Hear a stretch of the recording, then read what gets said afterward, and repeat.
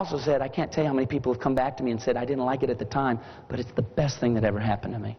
I went and got this job, and I just flourished. Would you be willing to go into your place of employment tomorrow and make the hard decision and communicate and execute the plan by realistically assessing your employees' skills to maybe move them into a different position, maybe move them out? One of the problems that we have oftentimes is, this is what happens. If you're a good teacher, if you're a great teacher, what do you become? Principal. Different skill set. That's why you have a lot of great teachers who go into being principal and they fall apart and they can't do it. Now, if you're the best salesperson, what do you become? Sales manager. Different skill set. Now, we've talked about the skills. Let's move into the character issues. And I got 3 specific character issues that I'd like to share with you in the last few moments here. The first one is relationships. Now, if you're like most people, you probably say, wait a minute, relationship sounds more like a skill. There are relational skills. But I would say that the underlying thing about relationships is more an issue of character. It's more an issue of values. It's more an issue of what you believe about other people. You see, it's easy to go into a place of employment and to bump up against other people for 8 hours a day, and maybe they say something that rubs you the wrong way. Maybe they do something that causes a broken down relationship.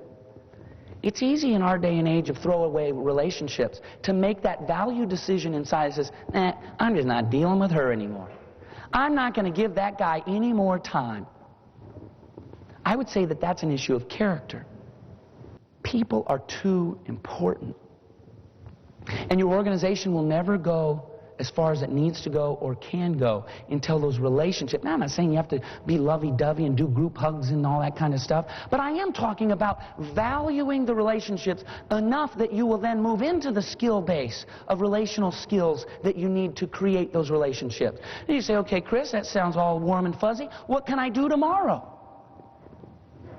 I want you to think about that person. You know who I'm talking about. That person bugs you to death, annoys you, maybe even treated you wrongly at one point in your life or your career. I encourage you to take them to lunch tomorrow and say, you know what, I'm making a decision about how I value other people. It's a decision for me as a human being, but it's also a decision for our organization. Because I know that our organization will never go further until you and I have settled our issues and at least begun to appreciate one another and work together and to value one another. Could you do it? Could you walk into the office tomorrow and say, you know what, I'd like to take you out to lunch. I'll buy my treat. I don't want to go into the big thing right now, but I just want to tell you, I kind of want to bury the hatchet and let's get over some of these things and start moving on. That's leadership. Why is it leadership? Because you're going to initiate. Leaders are initiators. They're the people who make things happen. They're catalytic. They make things happen.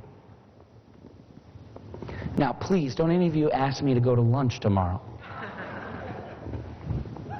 Could you go in and ask them to go to lunch? That's something right now, leadership. Tomorrow morning, walk through the office, stop by their cubicle and say, what are you doing for lunch? Even if their lunch plans are already taken. They're going to be blown away by the fact that you even asked what their lunch plans are. You see, leadership is always about relationships. We talk about leading systems or leading organizations or leading businesses. You don't lead that. It's a misnomer. We do not lead organizations. We do not lead churches. We do not lead businesses. We do not lead nonprofit groups. What do we lead? People. We always lead people. And the minute you begin treating people as a unit, you're not going to be able to lead because people are different. Everybody reacts to things differently. Everybody's wired differently. Some people are task-oriented. Some people are big-picture-oriented. You've got to realize that as a character issue, to appreciate and value individual people in individual ways, that's the kind of right-now leadership you can start tomorrow and will begin to increase your influence with people's lives. The next one is integrity. I probably don't even need to beat this drum very much just because of what's going on. We can just open the newspaper and go through over and over and over again. And quite frankly, I don't think we have an integrity crisis now. I think we're more aware of integrity breakdowns. You see, people are people. And people have been doing crazy things and ripping people off ever since human history began. You know, G.K. Chesterton gave a great quote. I don't know if you remember G.K. Chesterton, but he said, original sin is the only philosophy empirically validated by 3,500 years of human history. You look back over the annals of time and you will see that we have breakdowns of integrity all the time. We know more about them now. We hear more about them now, but mainly because of mass media. People have been ripping people off forever. People have been hurting other people forever. I don't think we have an integrity crisis, but I do think integrity is something we need to take seriously as leaders. Why? Because people are going to look at you and they're going to ask, either consciously or subconsciously, do I trust this person? One of the greatest things that ever happened to me in my understanding of this idea of integrity was I was reading through a book. I don't even remember what the book is. I was reading through the book with a group of people I was taking through a leadership class, and the author made this point about the word integrity. Now think about the root word integrity. Integrity shares the root word with another word that we all learned, well, I never took this class, but you all learned in high school math. Does anybody remember what an integer is? What's an integer? An integer is a whole number. And this author unwrapped that issue of a whole number is an integer, and integrity is the idea of being whole. It means you don't lead half your life this way and half your life this way. You don't lead a third of your life this way and a third of your life this way and a third of your life this way. It means when somebody looks at you, they see a whole person. They know that when you speak, you are telling the truth because you are a person who tells the truth. They know that when you say you are going to do something, you're going to do it. Why? Because you're a person who does what they say they're going to do. My question for you would be to look inside your life tonight as you go from this place and you go home and you do your things before you get to work tomorrow. Say, what issue of my life is not whole that my employees can see? And that's an issue that you can rectify.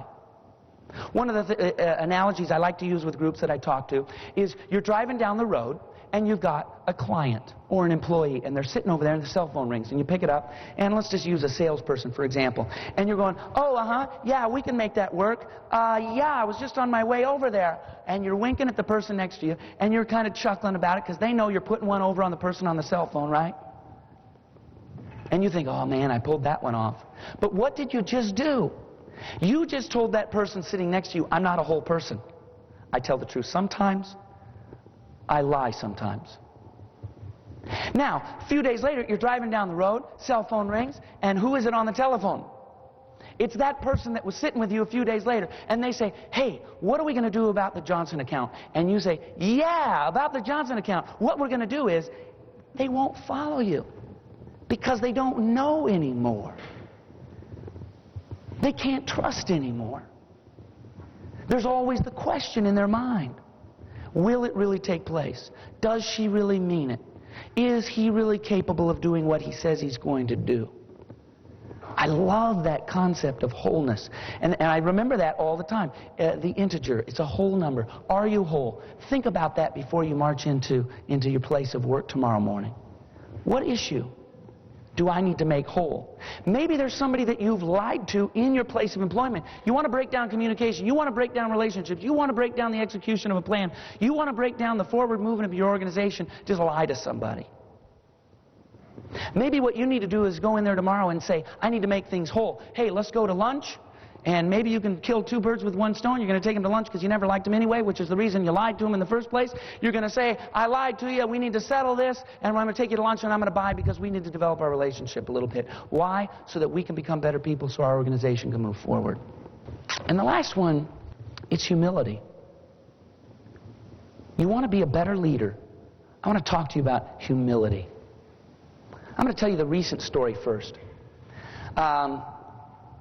I went down, I guess it was in April, we were on vacation in Florida, and I took my son to a Maximum Impact event that John put on down in Atlanta. He had two other speakers. He had Lou Holtz, and I don't know if you ever heard a speaker, but I'll tell you what, I'd never heard him speak before. He came on the stage, and I initially I thought, oh boy, this is going to be interesting, you know. And after an hour, I said, man, he is one of the top 3 speakers I've ever heard. Tremendous speaker. The other speaker was a guy named Dennis Waitley. Dennis Waitley wrote a book called Psychology of Winning, sold $100 million worth of books and tapes in the 1980s.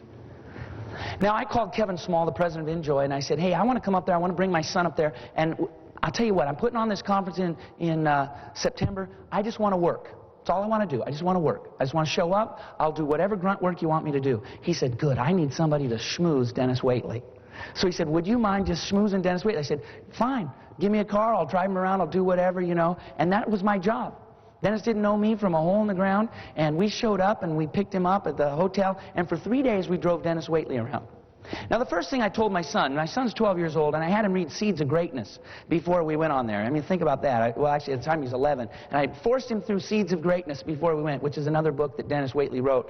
And we got there, and I said, now, Christopher, you got to realize that Mr. Waitley does this about 150 times a year. And so don't be surprised, because you know how kids are. I mean, they just chatterbox, right? You know, especially because I'd given him all this fodder by reading his book in the first thing, and I thought, oh, maybe I've gotten myself into trouble. And I said, you know, just don't be surprised if there's an issue, you know, if he's kind of you know, separates himself from us, because he's a different day, a different driver, a different person every day.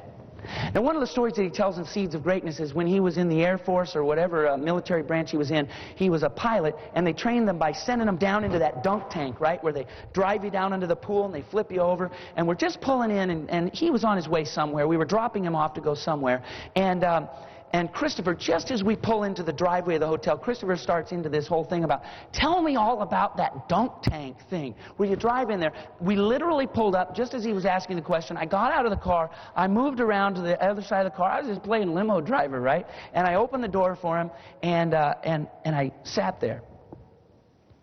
And I sat there, and I sat there, and I sat there, waiting.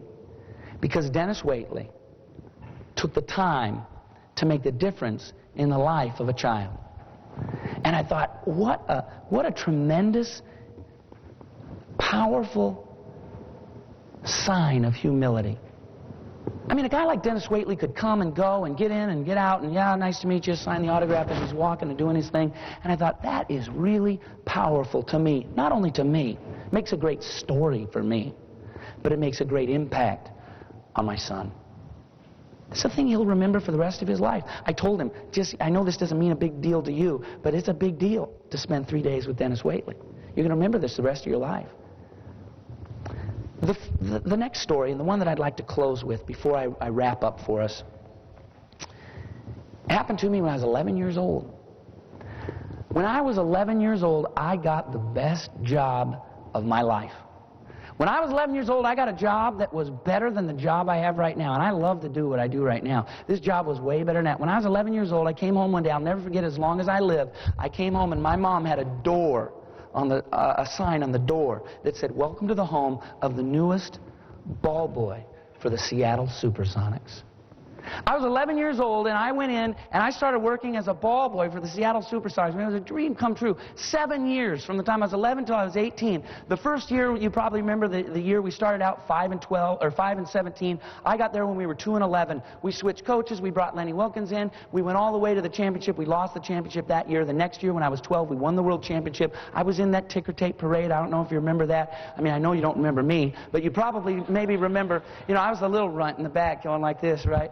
And but I want to tell you a story that happened to me. A few weeks into my job, I fell off a roof and I broke both my arms. I'm 11 years old. I break both my arms. And you know how they set your arms, right? You know, cast up to here. And I come walking in for work one day. And I walk up to Frank Furtado, and I don't know if you know Frank Furtado, but he's an old curmudgeon type, and he scared me to death back then. And he was taping the heels of Dennis Johnson. And Dennis Johnson, you know, they both just laughed. They said, what happened to you? Well, I fell off a roof and I broke my arms. And I said, can I keep my job? And Frank Furtado says, you can keep your job if you can do your job. And I'm like, okay, what's my job? And I remembered that one of my first jobs I did every time I went there was to do those big orange canisters of Gatorade and to take them from the locker room to the basketball court. In the Coliseum, which is now Key Arena, that's about 500 yards. So I go in there, and I get these orange things, and I unscrew the lids, and then I rip open the thing, and I pour the stuff in there, and I put the hose in, and then I stir it like this, and I screw the lid on. I do that with 2 of them. And then I get them by the pinkies, and I'm carrying them, dragging them through the Sonics locker room.